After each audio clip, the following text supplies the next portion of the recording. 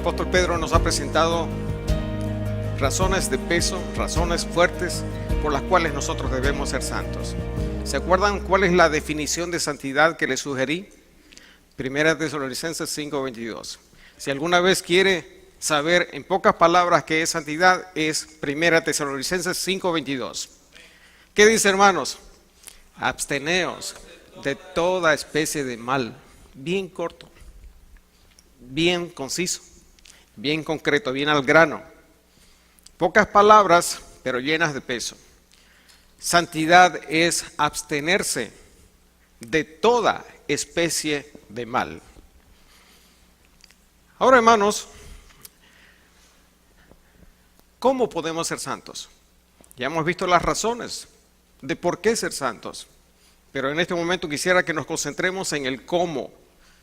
¿Cómo podemos empezar a practicar santidad? Tal vez ustedes dicen, pastor, usted ya me dio duro en la primera parte, y aquí en la segunda parte no sé cómo me va a ir. Pero, ¿cómo podemos ser santos? ¿Cómo podemos empezar a practicar la santidad? Y el apóstol Pedro también nos da algunas maneras acerca de cómo nosotros podemos empezar a practicar la santidad.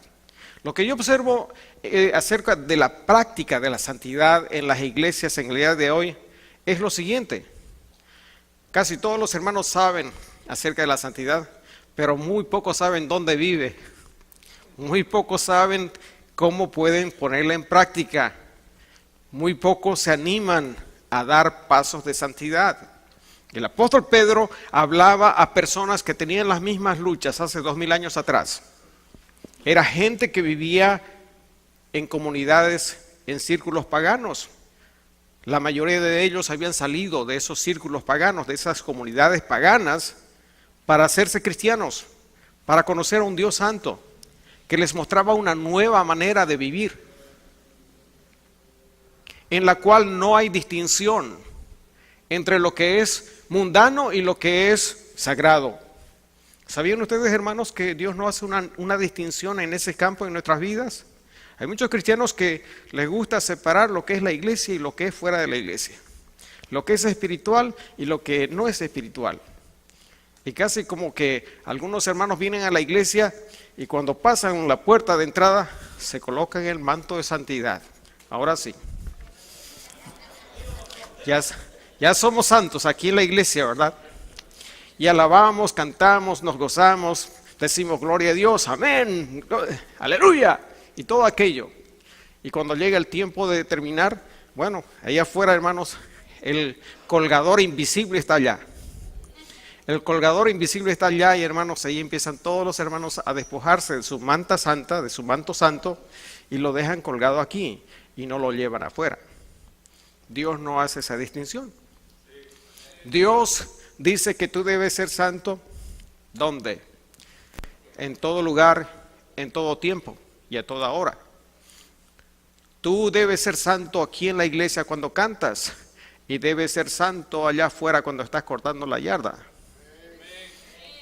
Tú debes ser santo aquí en la iglesia y debes ser santo también allá en la casa mientras estás lavando los platos. Tú debes ser santo aquí en la iglesia y debes ser santo allá cuando vas en la autopista y alguien se te mete delante. Alguien se te cruza delante y tú tienes ganas de decirles algunas santidades por ahí. Pero la santidad real te va a decir tú eres santo y debes comportarte como corresponde a un santo. Recuerdo la historia de un joven que fue a dar un examen de manejar para conseguir su licencia. Y esta es una historia real, ocurrió en California. Y dicen que este joven dio su examen y lo hizo perfecto. Y cuando llegó al final, cuando estaba finalizando, el examinador le dijo, ya parquéate aquí. Y se parqueó excelentemente.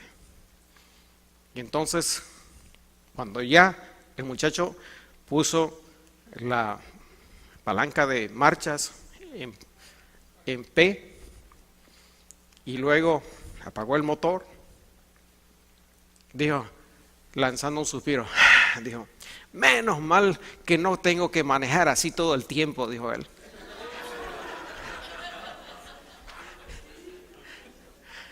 Y el examinador lo aplazó.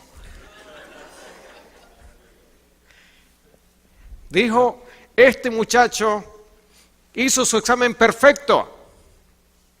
Lo que lo aplazó fue su comentario final, porque demostró que solo estaba manejando ¿para quién? Para el examinador, para quien lo estaba viendo. Y muchos cristianos a veces se comportan de esa manera. Nos ponemos nuestro manto de santidad cuando sabemos que nos están viendo. Somos santos cuando nos están observando. ¿Pero qué acerca de cuando no nos están viendo? Que el apóstol Pedro no quiere esa dicotomía, esa contradicción, esa diferencia entre que seamos santos solamente en un lugar y que esa santidad se desvanezca, se diluya cuando estamos en otro lugar, en otro ambiente. Debemos ser santos todo el tiempo. Debemos ser santos porque el Señor así lo manda. Ahora, decía que el apóstol Pedro nos ofrece algunas maneras de cómo nosotros podemos ciertamente empezar a practicar la santidad. La primera cosa que nos dice el apóstol Pedro aquí está en el versículo 13 de 1 Pedro 1:13. Dice que si queremos ser santos, debemos enfocar nuestra mente en el regreso de Jesucristo. Esa es una de las maneras como nosotros podemos empezar a practicar la santidad. Es poniendo nuestro enfoque, el enfoque de nuestra mente hacia el regreso, hacia el retorno de nuestro Señor Jesucristo. Dice el versículo 13, por tanto, ceñid los lomos de vuestro entendimiento, sed sobrios y esperad por completo en la gracia que se os traerá cuando Cristo sea manifestado. Hermanos, debemos actuar, dice el apóstol Pedro, como aquellos que hablan en serio. Es como cuando dicen en inglés, I mean business. Estoy hablando, pero así, en serio. Y dice que el apóstol Pedro, hay que ceñir los lomos de tu entendimiento. Vas a actuar sobriamente, enfócate realmente. Pon tu mente y piensa en la venida de Jesucristo. Si quieres ser santo, si quieres empezar a practicar la santidad en tu vida, empieza a dirigir tu mente hacia el retorno de Jesús. Es como cuando el hijo pródigo, hermanos. ¿Recuerdan ustedes la historia del hijo pródigo? Después de toda su vida de despilfarro, de caer en corrupción, avergonzar el nombre de su padre y todo aquello, malgastar su fortuna, y al estar con los puercos, es interesante las palabras que utiliza ahí la Biblia, dice, volviendo en sí. Eso es ceñir los lomos de tu entendimiento. Eso es ceñir los lomos de tu entendimiento. Ceñir los lomos de tu entendimiento es que tú te amarras bien los pantalones.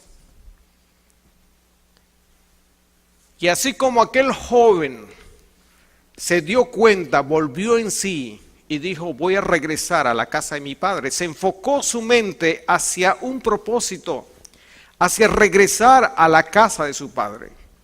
El apóstol Pedro dice aquí que ceñamos nuestro entendimiento también para pensar en qué cosa, hermanos, en la aparición de nuestro Señor Jesucristo. Cuando Jesucristo venga, debemos empezar a pensar que la venida de Jesucristo está cerca, que debemos estar preparados, porque dice aquí, sed sobrios. La palabra ser sobrio significa estar completamente en el uso y control de nuestras facultades mentales. Significa que piensas con claridad, significa que tienes un buen juicio. En Mateo capítulo 25, 13 dice, velad pues, porque no sabéis el día ni la hora en que el Hijo del Hombre ha de venir.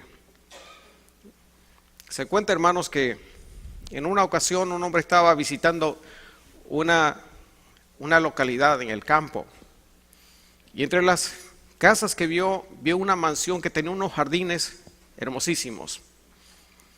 Y le dijo a su esposa, detengámonos un momento para apreciar esta belleza que hay aquí. Ese campo, esos jardines, esas flores, qué maravilla. esas rosas, esos claveles, esos tulipanes, qué belleza. Se detuvieron y empezaron a mirar lo que había en ese lugar. Y entonces se acercó el jardinero, vieron al jardinero y le dijeron, señor, ¿usted trabaja aquí? Sí, dijo él. ¿Y quién es el dueño de esta propiedad? Es un señor que vive en la ciudad, dijo. ¿De veras? ¿Y quién es el que vive aquí entonces? Pues no vive nadie. Viene el señor cuando quiere venir a pasar un tiempo de campo, a descansar, y pues él viene aquí. Entonces quiere decir que el señor no viene la mayor parte del año. No, dice. ¿Cuántas veces viene entonces? Viene 1 o 2 veces al año. Y dice él, ¿y usted mantiene esto así todo el tiempo? Sí, dice, lo mantengo todo el tiempo. ¿Y por qué usted se esmera tanto en cuidar de este lugar y mantenerlo a ese nivel de belleza y cuidado, con tanto esmero, si su patrón solamente viene 1 o 2 veces al año? Y el hombre dijo lo siguiente, el problema es que yo no sé cuándo va a venir. El patrón viene ciertamente 1 o 2 veces solamente, pero yo no sé cuándo es que va a venir. Y yo quiero que cuando él venga, esto esté espectacular. Hermanos, el apóstol Pedro nos está diciendo algo así. Pon tu enfoque en la venida de Jesús y eso te va a motivar a ser santo. Porque eso te va a alentar, te va a empujar, te va a motivar a que ciertamente quieras estar santo cuando el Señor venga y estés preparado para con su venida. Dice el apóstol Pedro también aquí en el versículo 13, esperad por completo en la gracia que se os traerá cuando Jesucristo sea manifestado. Saben, hermanos, que cuando Cristo venga, Él viene con algo especial. Él trae un regalo de gracia. Es la consumación de todo lo que es el plan de salvación. Es la consumación de todo aquello que Él ha preparado para nosotros. Hagan de cuenta, hermanos, que es como cuando usted va de viaje y usted regresa a su casa y usted quiere traer regalos para sus hijos. ¿Cuántos de ustedes, padres, han hecho eso alguna vez? ¿Verdad que sí, hermanos? Nosotros vamos de viaje y cuando llegamos a casa queremos traer regalos para nuestros hijos. Esos regalos son regalos de gracia, son cosas que queremos regalarles a nuestros hijos, para que estén contentos, para que estén felices. El apóstol Pedro dice eso exactamente. Poned vuestra esperanza por completo en la gracia que será manifestada cuando Cristo sea manifestado. Cuando Cristo venga, viene con un regalo tan especial de gracia. La consumación de todo el plan de salvación. La consumación de todo aquello que Dios hizo por nosotros. Apenas en ese momento nos vamos a dar cuenta de la grandiosidad de su maravillosa gracia. Hermanos, yo quiero decirles en esta noche que lo que ustedes han visto hasta ahora no es nada, hermanos. Lo que ustedes han visto hasta ahora en cuanto a la maravillosa gracia de Dios, en cuanto a lo que Dios ha hecho por nosotros, a la manera en que nos salva y nos rescata, hermanos, no es nada. El apóstol Pedro y el apóstol Pablo dicen en una de sus cartas, cosas que ojo no vio, cosas que oído no oyó, ni se le han ocurrido en la mente, en el corazón de un hombre. Son las cosas que Dios ha preparado para ¿quiénes? Para aquellos que le aman, hermanos. ¿Y quiénes son los que le aman? Son aquellos que quieren vivir en santidad. Son aquellos que quieren andar en el camino de santidad que Dios ha preparado para nosotros. De modo pues, hermano, que si quieres vivir en santidad, primera recomendación, empieza a enfocarte en la venida del Señor. ¿Y cómo el Señor viene? Viene con un regalo grandísimo, pero tú quieres estar preparado, quieres estar siendo hallado realmente como corresponde a un hijo de Dios. La siguiente manera como podemos ser santos, hermanos, es que debemos tomar la determinación de ser obedientes en todo aspecto, en todo campo, en toda área de nuestras vidas.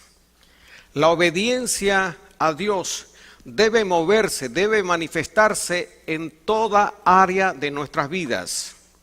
Dice el apóstol Pedro aquí en el versículo siguiente, como hijos obedientes. Remarquen la palabra obedientes. Esto significa que es una característica que uno adquiere, hermano. Como hijos obedientes, no os conforméis a los deseos que antes teníais estando en vuestra ignorancia. No os conforméis a los deseos que antes teníais estando en vuestra ignorancia. Hermanos, esto significa un rompimiento con el estilo de vida que antes tenías. El problema que tenemos en muchas iglesias y que explica mucho del cristianismo superficial que tenemos en el día de hoy es por causa de que muchos hermanos reciben a Cristo. Muchas personas reciben a Cristo, pero sin embargo no dejan que Cristo trabaje en sus vidas y la santidad tarda en llegar. Y el apóstol Pedro dice que eso no es congruente con la vida cristiana. Que si tú has recibido a Cristo como tu Salvador, entonces enseguida tiene que darse este rompimiento con tu antiguo estilo o modo de vida. Dice el apóstol Pedro claramente aquí, no os conforméis a los deseos que antes teníais, estando en vuestra ignorancia. Antes no conocías la palabra de Dios, pero ahora la conoces. Antes no sabías que Dios es un Dios santo, ahora lo sabes. Antes no sabías que Dios espera que tú vivas una vida santa, ahora lo sabes.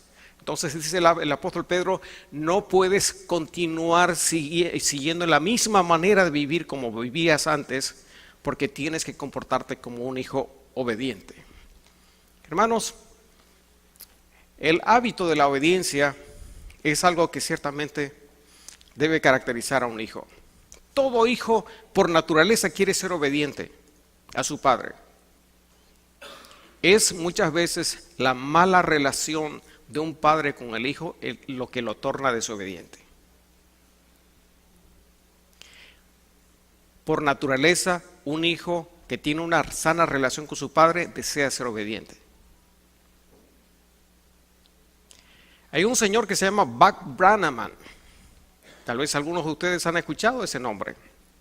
Él es muy conocido aquí en Estados Unidos por ser un domador de caballos. Este señor inspiró una película que se filmó hace muchos años atrás que se llama El susurrador de caballos. Este hombre va por todo el país, ahora no sé si ya lo hace porque tal vez ya está retirado, pero este hombre va dando clínicas acerca de cómo domar un caballo sin azotarlo. La manera tradicional en la que se ha domado a los caballos en muchos países es con azote, es con látigo. Y este hombre dice lo contrario. Esa no es la mejor manera de domar un caballo. La mejor manera de domar un caballo es hablándole.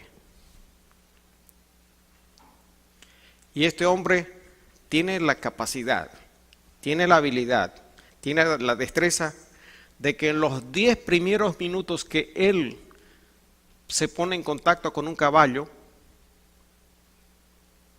él establece un lazo, una relación con ese caballo, que el caballo le permite que él le ponga primeramente el freno, las bridas, las riendas. Y en los siguientes 10 minutos el caballo permite que el hombre le ponga la montura. No importa el caballo.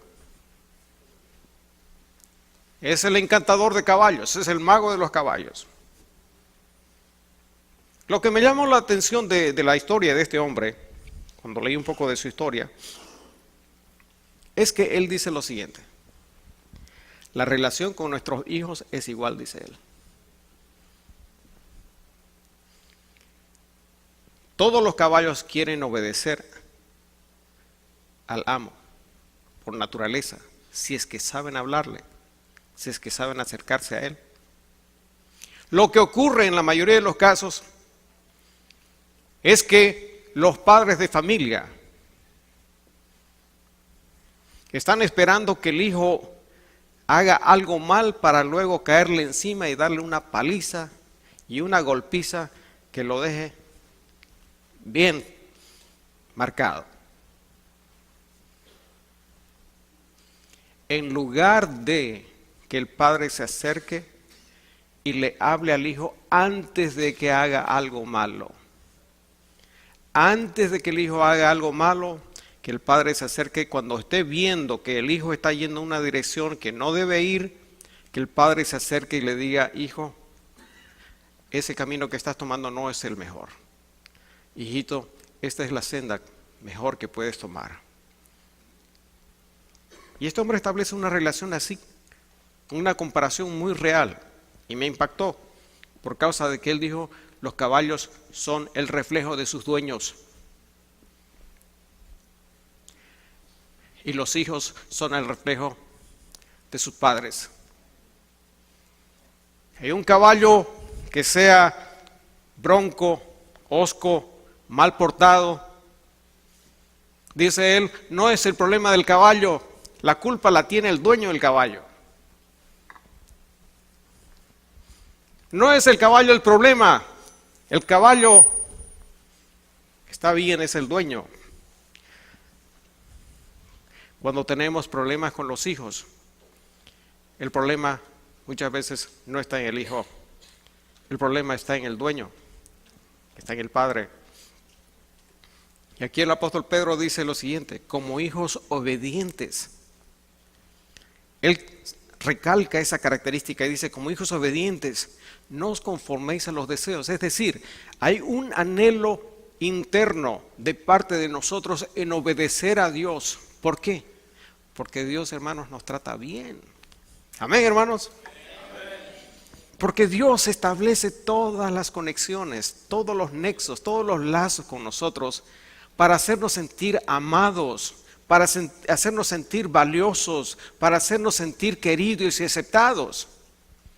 Y por esa razón, dice el apóstol Pedro, que debemos querer obedecer a Dios en cada aspecto, en cada área, en cada campo de nuestras vidas. Hermanos, la implicación es que Dios es nuestro Padre Celestial. Y esa es la relación más maravillosa que una persona puede tener con Dios. Y eso debe impulsar a obedecernos. Muchas veces, como decía hace un momento, estamos acostumbrados a obedecer a Dios selectivamente. Queremos obedecer a Dios en ciertas cosas, pero no en otras cosas. Obedecemos a Dios en aquellas cosas que son, digamos, bonitas y atractivas, pero no queremos obedecer a Dios en aquellas cosas donde Dios nos dice que no, en las cuales Dios nos ordena que no. Yo recuerdo hace algunos años atrás, cuando yo era pastor allá en Bolivia, una señorita que era una de las líderes de la iglesia, empezó a vivir con otra persona de la congregación, en una forma incorrecta, no aprobada por la Biblia. Y esta muchacha era una de las líderes de la iglesia.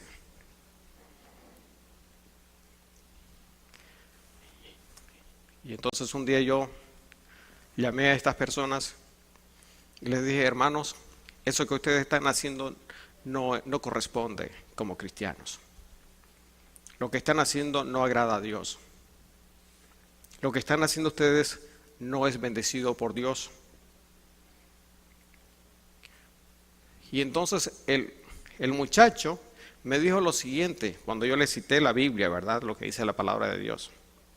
Me dijo lo siguiente, y recuerdo claramente sus palabras, él me dijo, pastor, eso era en los tiempos de la Biblia, me dijo él.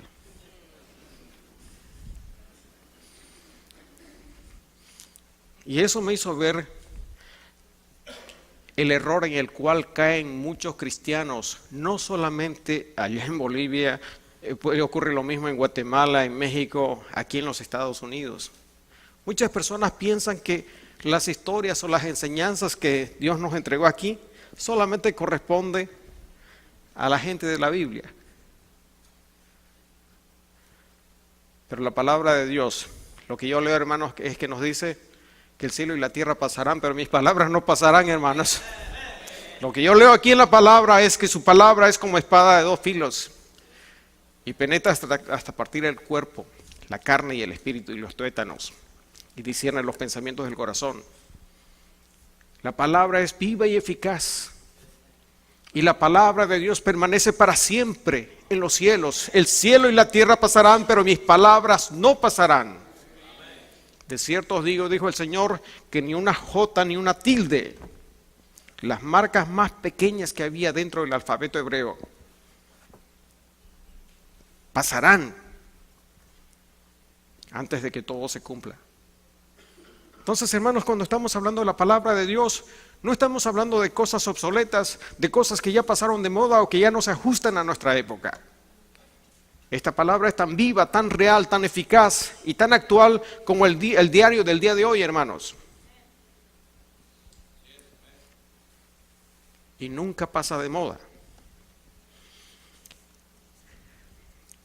El apóstol Pablo, hablando de santidad, en su carta a los Colosenses, en el capítulo 3, nos ofrece 7 áreas en las cuales debemos vivir con santidad. Si ustedes quieren ir a Colosenses capítulo 3, veamos lo que dice ahí el apóstol. Colosenses capítulo 3. Voy a ir rápidamente por estas áreas en las cuales el apóstol Pablo nos recomienda que practiquemos santidad. En primer lugar dice en el versículo 2, poned la mira en las cosas de arriba, no en las de la tierra. Eso, hermanos, habla del control de tu enfoque. ¿Dónde tienes tu mirada? Si quieres vivir en santidad, necesitas enfocarte ¿en qué? En las cosas de arriba, en las cosas de Dios, en las cosas celestiales. Si tú estás nada más mirando hacia el suelo, hacia lo terrenal, no vas a poder vivir en santidad. Porque tu vista va a estar clavada, ¿dónde, hermanos? En las cosas de la tierra. Tu vista va a estar desenfocada de las cosas de Dios. Y Dios quiere que pongas tu mirada en las cosas de arriba. Es decir, que pongas tu enfoque, tu vida que esté modelada por una vivencia espiritual. Que tengas un esquema mental que ponga a Dios dentro de ese esquema. Que tu mirada, tus ojos estén puestos arriba. La segunda cosa que dice el apóstol Pablo aquí en este pasaje de Colosenses, dice en el versículo 5, haced morir pues lo terrenal en vosotros, fornicación, impureza, pasiones desordenadas, malos deseos y avaricia, que es idolatría. Hermanos, esta es otra área de santidad. Es el control de tus apetitos. Haced morir en vosotros estas cosas. Y habla de una serie de apetitos. Los apetitos carnales. Necesitas tú ponerte a dieta en ese campo. Y no solamente ponerte a dieta. Yo creo que deberías ponerlo en ayuno esto, hermanos. Haced morir, dice el apóstol Pablo. Es decir, estas cosas, estas prácticas en tu vida como cristiano, si quieres vivir en santidad, necesitas ponerles en alto. Haced morir estas cosas que menciona el apóstol Pablo aquí. Fornicación, impureza, pasiones desordenadas, malos deseos, avaricia. La tercera área está en el versículo 8. Dice el versículo 8. Pero ahora dejad también vosotros todas estas cosas. Ira, enojo, malicia, blasfemia, palabras deshonestas de vuestra boca. El control, hermanos, de tu temperamento, eso también es santidad. Control de tu temperamento. ¿Qué dice el apóstol Pablo aquí? Dice aquí, hermanos, que debemos dejar a un lado estas cosas. Ira, enojo, malicia, blasfemia, palabras deshonestas de vuestra boca. ¿Cómo es el vocabulario de ustedes, hermano? En esta semana, allá en Illinois, yo trabajo también en el distrito escolar de la zona donde vivo. Trabajo en una escuela y estoy frecuentemente en reuniones que tienen que ver con niños que no están bien en la escuela. Y esta semana precisamente estuvimos tocando el caso de un niño. Y al ver las diferentes personas que trabajan con ese niño, los especialistas, la terapista de lenguaje, la terapista física, la terapista ocupacional, la trabajadora social, la psicóloga, todo el equipo estaba reunido ahí. La maestra de educación especial, la maestra de educación general, coincidieron en esto. Este niño tiene un problema. Su mente por alguna razón no adquiere las palabras. Le falta vocabulario. No asimila el vocabulario. Su mente no aprende las palabras. Su vocabulario es limitado. Y por eso es que no puede leer. Y hermanos, por contraste, yo veo un contraste interesante aquí. Dice el apóstol Pedro aquí, el apóstol Pablo más bien, que muchos cristianos más bien les abundan las palabras, pero no son palabras buenas, son palabras malas. Porque dice el apóstol Pablo aquí que deben dejar, hermanos, la blasfemia, deben dejar las palabras deshonestas de su boca. Y hay hermanos que todavía, hermanos, de su boca salen palabras que son de grueso calibre. Y eso no está bien. Si tú quieres andar en santidad, si quieres cultivar la santidad, necesitas también tener control sobre tu vocabulario, tu temperamento. Dice también el apóstol Pablo aquí en esta carta, capítulo 3, en el versículo 9. Dice, no mintáis los unos a los otros, habiéndoos despojado del viejo hombre con sus hechos. Hermanos, esto habla del control de tu integridad, control de tu boca que tiene que ver con tu integridad. No mintáis. ¿Quieres vivir en santidad? Entonces tienes que poner un alto también en ese campo. Hay personas que quieren mentir, hasta se hace tan simple mentir que mienten casi por deporte, como se dice. Es tan sencillo, es tan fácil mentir, distorsionar la verdad, solo a veces para lucir mejor o para impresionar o para engañar a alguien. Hermano, acostúmbrese a hablar con integridad, a hablar con verdad, como dice el apóstol Pablo aquí, en versículo 9, no mintáis los unos a los otros, habiéndoos despojado del viejo hombre, con sus hechos, con sus prácticas, con sus costumbres. La siguiente cosa que dice el apóstol Pablo aquí es que debemos tener control también de nuestros sentimientos, dice el versículo 14. Y sobre todas estas cosas, vestíos de amor, que es el vínculo perfecto. Hermanos, debemos vestirnos de amor, y el versículo 12 dice, vestíos pues como escogidos de Dios, santos y amados, de entrañable misericordia, de benignidad, de humildad, de mansedumbre, de paciencia. Usted debe tener control sobre sus sentimientos. ¿Quiere ser santo? Entonces vístase así de estas prendas. El apóstol Pablo está utilizando una figura de lenguaje aquí.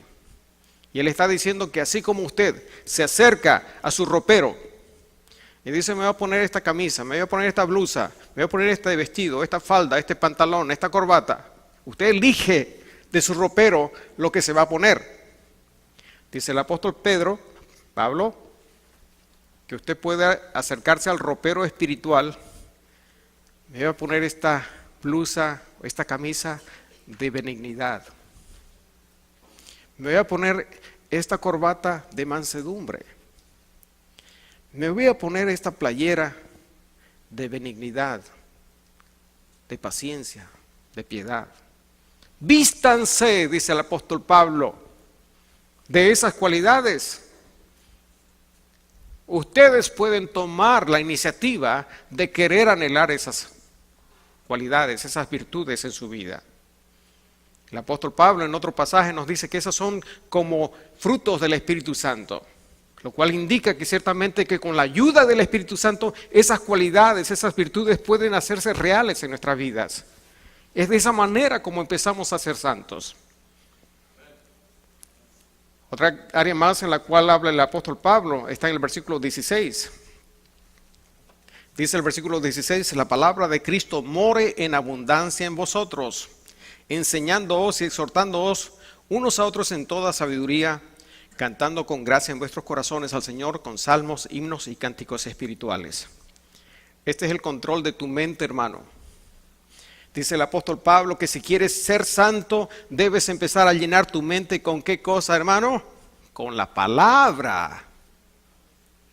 Con la palabra del Señor. La palabra de Dios more. ¿Cómo, hermanos? ¿Que así de a poquito? ¿Así como con cuentagotas? No, hermano. La palabra de Cristo more en abundancia. En abundancia en vosotros, en toda sabiduría, enseñándoos y exhortándoos. Entonces, el control de tu mente para que seas santo, necesitas también llenar tu mente con la palabra del Señor.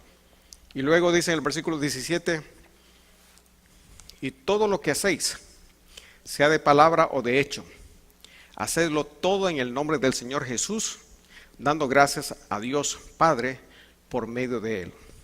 Este es el control de tu actitud, hermano. ¿Quieres ser santo? Dice el apóstol Pablo, necesitas aprender a controlar tu actitud también. La actitud tiene que ver con la manera como haces las cosas. La actitud es el modo cómo emprendes una cosa y otra. ¿Con qué actitud trabajas, por ejemplo? ¿Refleja tu actitud, tu respeto, tu aprecio, tu amor por el Señor en el trabajo que haces? Ay, pastor, si usted no sabe el patrón que yo tengo, no sabe el manager que a mí me toca. ¿Cuál es la actitud hacia tu esposa? ¿Cuál es la actitud hacia tu esposo? Bien sincero el hermano. ¿Cuál es la actitud que tenemos hacia otros hermanos aquí en la iglesia?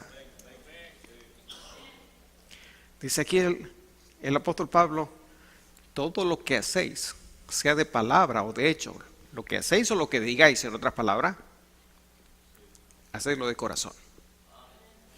Hacedlo como para el Señor, no como para los hombres.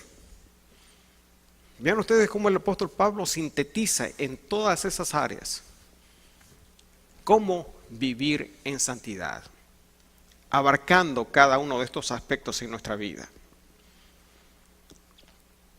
Entonces, hermanos, si queremos ser santos, ¿cómo podemos practicar la santidad?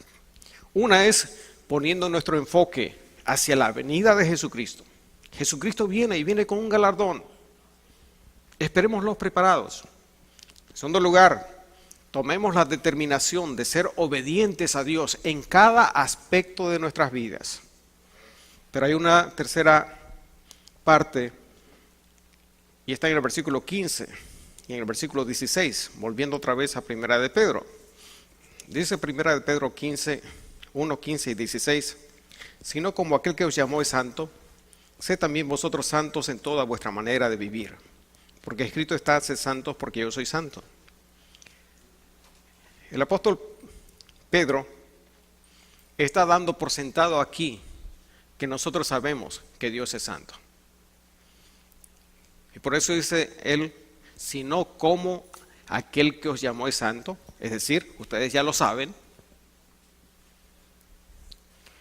Esto significa, hermanos, que nosotros debemos crecer en nuestro conocimiento de Dios como un Dios santo.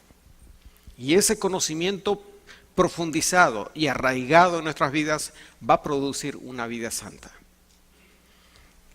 En Isaías capítulo 6 encontramos la historia de este profeta Isaías, que dice que en los años del rey Usías, cuando él murió, Isaías tuvo una visión de Dios en su trono, alto y sublime.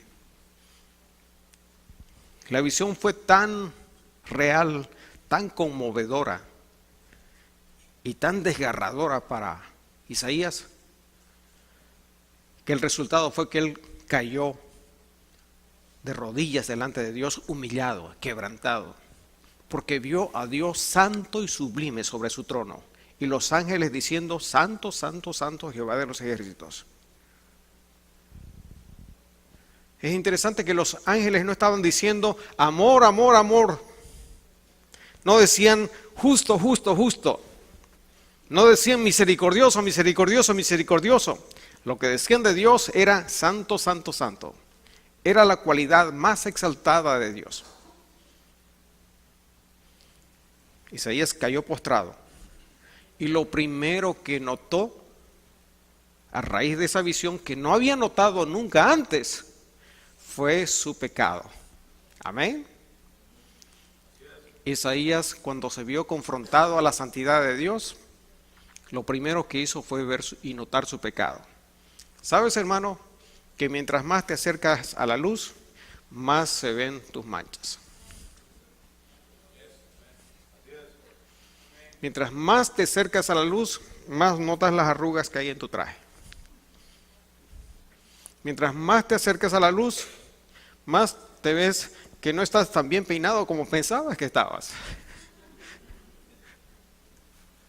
Mientras más te acercas a la luz, ves que ese vestido no te queda tan bonito como pensabas que te quedaba. Como dijo una vez este pastor bien conocido aquí en Estados Unidos, John MacArthur. John MacArthur, que tiene una iglesia en California, conocido expositor de la palabra de Dios, autor de muchos comentarios. Él respondía a un comentario de un predicador que decía, este predicador decía, aseguraba que cada día Dios se le aparecía en el baño mientras él se estaba rasurando, a platicar con él. Y John MacArthur, en forma irónica, le respondió diciendo: y tú te quedas ahí muy plantado y muy contento de verlo, ¿verdad? Y estar en esa plática. Y lo que John MacArthur está apuntando al hecho es que nadie que puede ver a Dios en su santidad puede permanecer de pie, hermanos. Nadie que vea a Dios en su grandeza puede permanecer de pie. Todos los casos de las personas que vemos que vieron el destello de la grandeza, de la gloria y de la santidad de Dios, cayeron como muertos a los pies de Dios, del Señor. Amén, hermanos. Isaías cayó como muerto delante de Dios, delante de su majestad, su santidad. El apóstol Pedro cayó delante de Jesús cuando vio su santidad y su gloria y su grandeza. Y no cayó también Juan en la isla de Patmos cuando tuvo esa visión de Dios, del Señor glorificado. Cayó como muerto a sus pies. Cuando vemos a Dios en ese destello de conocerlo más profundamente, eso nos torna humildes, hermanos. Eso nos torna más deseosos de querer vivir en santidad y corregir aquellas cosas que no son agradables a Dios. Hermano, yo quisiera que concluyamos en esta noche, pero que esto no termine solamente aquí con una reflexión más acerca de lo que es la santidad de Dios. Yo los animo a ustedes a que en esta noche ustedes puedan hacer un voto delante de Dios. Obviamente, ser santo no es una cuestión de que hoy salen de aquí ya con su título, ¿verdad? No voy a repartir títulos en esta noche, hermanos, dándoles, ya queda aquí titulado como santo oficialmente. San Pedro, San Lucas, San José y San Carlos y San no sé cuánto. Y Santa María. Esto es algo que se cultiva, es algo que se practica diariamente. Pero usted puede tomar la decisión en esta noche de decir: Señor, quiero vivir en santidad, voy a empezar a eliminar cosas de mi vida que no son santas. Hace unas semanas atrás, al comenzar el año, hermanos, allá en la iglesia donde yo trabajo, allá en el estado de Illinois, desafié a la iglesia a hacer un ayuno de 21 días, lo que se llama el ayuno de Daniel, que no es un ayuno completo de no comer nada. El ayuno de Daniel es un ayuno de comer solamente cosas naturales, cosas vegetales, cosas que se producen en la tierra. Y está inspirado en el desafío que tomó Daniel en Daniel capítulo 1, donde él le dice al encargado de los eunucos: hagamos esta prueba, por 10 días denme solamente de comer legumbres y veamos cuál es el resultado. Porque la orden del rey era que comieran todo lo de la mesa del rey, comidas de la mesa del rey. Daniel sabía que varias comidas de ahí no eran aprobadas por Dios, no eran recomendadas. Entonces, el hombre dijo: está bien, por 10 días lo puedo aceptar, porque si por ahí les pasa algo, el que las va a sufrir aquí soy yo. Entonces hicieron la prueba y al final de los 10 días, el rostro y el semblante de estos jóvenes era mucho mejor que aquellos que comían de la mesa del rey. Entonces, hermanos, el desafío es el siguiente, y no les estoy diciendo necesariamente que hagan eso, solamente les estoy mostrando un ejemplo de que así como en el ayuno uno elimina ciertas cosas que considera que no son buenas para tu salud, también en nuestra vida diaria, en nuestra vida práctica, necesitamos ir eliminando cosas. Como dice el apóstol Pablo, él mencionó 7 áreas en nuestra vida donde podemos hacer correcciones. Lean ustedes otra vez Colosenses capítulo 3. Y vean otra vez y repasen las áreas en las cuales el apóstol Pablo nos recomienda que hagamos cambios. Y eso le va a ayudar a que usted pueda ver cómo puede ir avanzando en santidad. Pero usted tiene que tomar la decisión, tiene que tomar el primer paso. Porque si usted no toma una decisión, entonces todo se queda como buenas intenciones y no pasa nada. Así que, hermano, yo quiero invitarle a que en esta noche ustedes se pongan de pie para que descansen un poquito, porque ustedes han estado sentados un buen rato. Pero yo quisiera que usted que está en esta noche aquí en este lugar, a quien el Espíritu Santo ha tocado, a quien el Espíritu Santo le ha hablado y le ha mostrado algunas áreas en las cuales usted necesita avanzar en santidad, que usted necesita corregir, que usted necesita cambiar, que usted en la intimidad de su corazón en esta noche, usted pueda decirle: Señor, a partir de hoy yo quiero ser más santo. Yo quiero crecer en santidad. Yo quiero ser más como tú. Yo le invito a que haga esta oración conmigo. Bendito Señor, tú eres un Dios santo y maravilloso. Y en esta noche tú me has hablado. Tu Espíritu Santo ha redarguido mi corazón. Me ha mostrado que necesito cambiar muchas cosas en mi vida. Cosas que no son del agrado tuyo. Y que yo soy llamado a vivir en santidad. Bendito Señor, en esta noche quiero suplicarte que tú me tomes y me ayudes para que yo empiece a caminar en santidad, que pueda dar pasos positivos y prácticos en mi vida para crecer, avanzar y madurar en santidad. Te ruego, Señor, que yo pueda glorificarte en mi vida,